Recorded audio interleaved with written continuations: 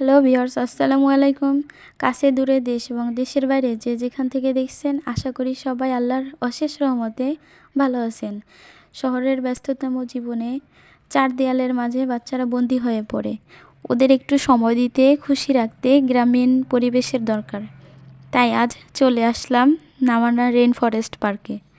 ছোট হলেও এখানে কিছু রাইড আছে, মুরগি, ময়ূর, হরিণ, অ্যাকুরিয়ামে মাছ এবং সুইমিং পুল। বিভিন্ন প্রজাতির গাছের সমারোহে সবুজে মোড়ানো পার্কটি ভীষণ সুন্দর। আগে একটি সুইমিং পুল থাকলেও বর্তমানে মেয়েদের জন্য আরও একটি তৈরি করা হয়েছে।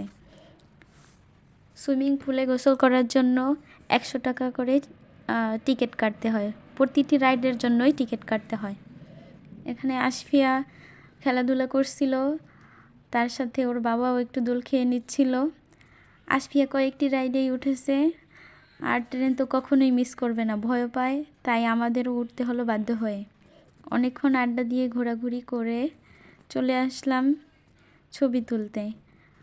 বেশ কিছু ছবি তুললো, তারপরে পানির ফোয়ারা দেখলো, তবে পানির ফোয়ারা দিয়ে পানি বের হচ্ছিল না।